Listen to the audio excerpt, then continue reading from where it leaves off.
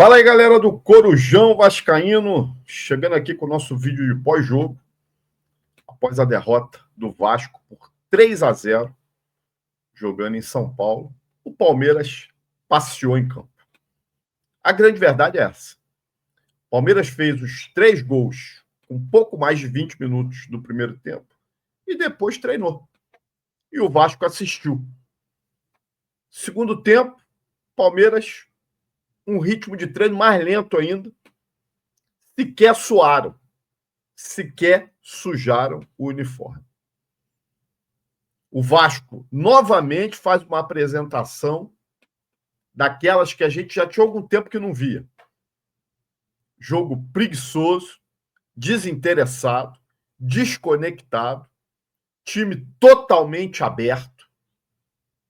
Jogadores, né, não salvou ninguém hoje, gente. Se você perguntar para mim qual foi o jogador que salvou em campo hoje, eu não consigo te dizer um. O senhor Fernando Diniz inventando o Lucas Oliveira e, mais uma vez, demorando para fazer as trocas. Para tentar fazer alguma coisa diferente. Não, ele termina o primeiro tempo perdendo de 3-0 e volta com o mesmo time para o segundo tempo. O que passa na cabeça do Diniz? Depois que ele viu um primeiro tempo desastroso, onde o Palmeiras sequer fez esforço para fazer os gols, ele acha o quê? Que uma conversa de 10 minutos no vestiário vai mudar alguma coisa? Que ele vai conseguir fazer um milagre tendo Lucas Oliveira na zaga? Porra, mas a culpa foi só do Lucas Oliveira? Evidentemente que não. A culpa foi de todos. Dos que estavam em campo e dos que estavam fora de campo. Agora, a gente personifica na figura do Lucas Oliveira porque ele falhou nos 2 primeiros gols. E só não foi humilhantemente, né, colocado de uma forma humilhante no 4º gol do Vitor Roque, que driblou ele para cá, ele driblou ele para lá, ele caiu sentado, porque o juiz marcou impedimento. Que aquele gol ali é um gol ridículo para um zagueiro tomar. Agora, pelo amor de Deus, o Lucas Oliveira, até outro dia aí, todo mundo da imprensa dizia que ele não fazia parte dos planos do Vasco da Gama. Numa necessidade aí louca, botaram ele no jogo, se eu não me engano, contra o Flamengo. Ele jogou lá não sei quanto tempo, não lembro mais. Não comprometeu, e aí eu disse, peraí, não, acho que tem jeito. Vamos dar mais chances ao Lucas Oliveira. Sem o Cuesta, que hoje fez muita falta, o certo, no meu modo de ver, era ter colocado o Lucas Freitas. O certo era isso. Porra, mas o Lucas Freitas é tão diferente assim do Lucas Oliveira? Se comparado com o Lucas Oliveira, é. Lucas Freitas é outra bomba. Mas se você comparar os dois, ele é melhor do que o Oliveira. Pelo menos comprometeu menos em todo o período que ele teve aí. Teve falhas, entregou alguns lances aí, mas se você botar aí, comparar um com o outro, o Oliveira é muito pior do que ele. E o Cuesta, a gente não sabe quando volta. Até na entrevista coletiva pós-jogo, o Fernando Diniz disse que o problema dele não é sério, mas que provavelmente ele não estará disponível no jogo contra o Vitória. Já o Matheus França é possível que esteja. Eu só fiquei com uma pulga atrás da orelha em relação ao Cuesta. Quando estava tendo aquela negociação, Vasco, Spartak, né, o time dele lá, que ele veio, Olympiacos, não sei, não lembro o time que ele veio. Diz que ele foi reprovado nos exames médicos pelo Spartak Moscou. E por isso ele retornou e o Vasco conseguiu fechar com ele. Será que o problema médico que reprovou ele no Spartak é esse problema que ele está agora? Será que o problema é esse? eu fiquei com essa pulga atrás da orelha.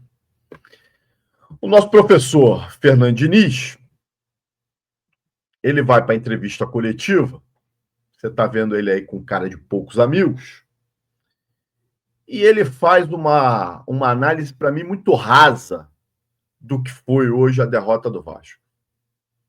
Ele diz que nós não nos apresentamos bem, que hoje a gente não entrou com vontade em campo. E ele coloca isso na conta da derrota. Eu acho que é muito mais do que isso. Passa principalmente por erros na escalação, passa pela demora do seu Diniz em fazer as trocas, passa por uma teimosia do seu Diniz em insistir com alguns jogadores. Então não adianta vir na coletiva e dizer que nós hoje entramos sem vontade. A troco de quê que nós entramos sem vontade? Será que o Vasco é aquele time que... Não, peraí, nós já ganhamos aí 3 partidas, estamos a 7 jogos sem perder, contando Copa do Brasil e Brasileirão. Tá da hora da gente voltar ao normal. Porra, Diniz, é muito mais do que isso o nosso problema. Você, cara, sinceramente, eu acho que você tem que rever alguns conceitos. Principalmente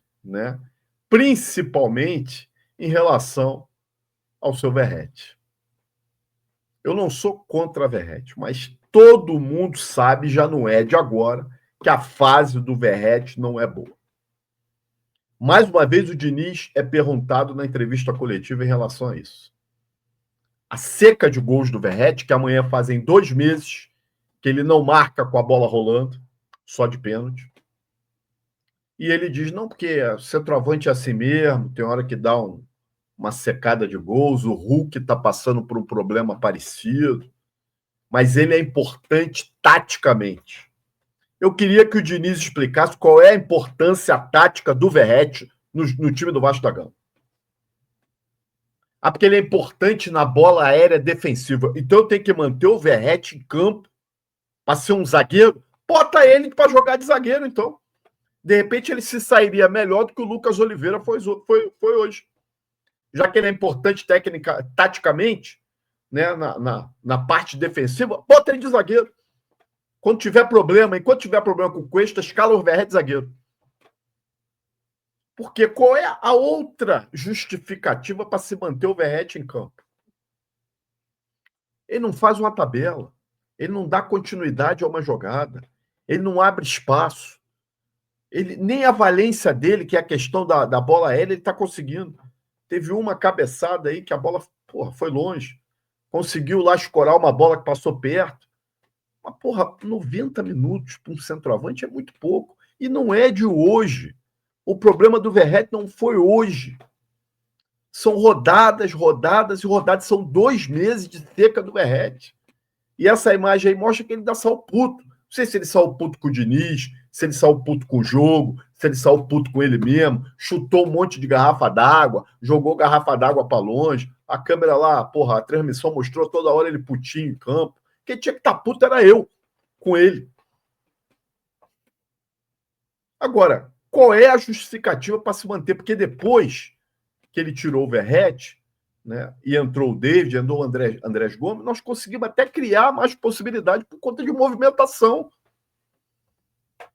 O time fica mais leve, sem posição fixa. Ele puxou o David para o lado esquerdo, botou o Ryan centralizado, botou o Andrés na direita, mas eles se mexiam. Agora o Verratti não, o Verratti é o poste ali. E volto a dizer, eu não sou contra o Verratti, mas nesse momento não dá. Agora, até quando o Diniz vai insistir com ele? Vai morrer abraçado com ele? Vai afundar junto com ele? O seu Lucas Oliveira esquece, Diniz. Esquece. É melhor botar um cone, botar uma boneca inflável, botar uma cabine da PM ali, qualquer coisa, mas não dá para manter o Lucas Oliveira ali. E o Cuesta já está na cara que não vai para o jogo do Vitória. Então, ou volta com o Hugo Moura, porque o Barros retorna de suspensão e aí dá para jogar Barros e Tietê. Volta o Hugo Moura para a zaga ou bota o Freitas lá. Se há alguma coisa de bom nesse jogo hoje foi que o Tietê voltou. E o Tietê é importante para a gente. Jogou os 90 minutos, fez uma grande atuação? Não fez. Mas pelo menos não sentiu de novo. Parece que está clinicamente curado. Então, para o jogo contra o Vitória, o seu Diniz tem que pensar o que vai fazer nessa zaga. O Barros fez uma falta absurda no jogo de hoje. Dibs, com o Barros a gente não perderia? Não, acho que perderia. Porque o Barros sozinho não ia conseguir fazer nada. Talvez não perdesse de 3. Agora, vem com essa conversinha para cima de mim, não, porque o time jogou sem vontade, nós não estávamos conectados com a partida, pelo amor de Deus, cara. Porra, tem cara ganhando aí R$1 milhão nesse time. Para não estar conectado, nós já conquistamos o quê? Para não estar conectado, nós estamos com 30 pontos na tabela, gente. E olha que os resultados dessa rodada estão ajudando, tá? Internacional empatou com o Corinthians, Fluminense empatou com o Sport, o Grêmio está ganhando do Santos. Os resultados estão ajudando. Agora, quem não se ajuda somos nós, às vezes. A gente já estava até desacostumado a perder. O problema não é perder para o Palmeiras. Perder para o Palmeiras lá não é nenhum absurdo, porque o time do Palmeiras é infinitamente superior ao nosso. Num gramado que a gente não está acostumado, no campo adversário. O problema é como nós perdemos certos jogos. Se a gente tivesse ido para São Paulo, jogado, porra, arrebentamos, corremos pra caramba, brigamos por cada bola e aí perdemos 1-0, 2-1, 2-0, que fosse, ok. Agora, perder do jeito que nós perdemos, andando em campo, o time totalmente aberto, totalmente espaçado, desinteressado.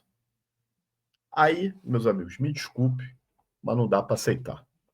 Sinceramente, não dá para aceitar. Agora nós temos jogo contra o Vitória às 16 horas de domingo.